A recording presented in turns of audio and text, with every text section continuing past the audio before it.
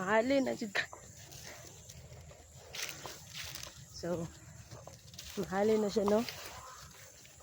Sa presyong mura lang. So, kapanaw ng customer. Ay! Hello! Benta na kita. Yan ang buyer sa gawas, guys. Nabaktas na lang.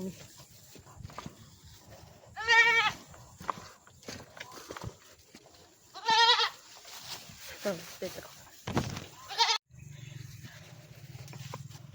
Lumalaga. Ay! Tara! Hawa diha! Kay mag-vlog ko!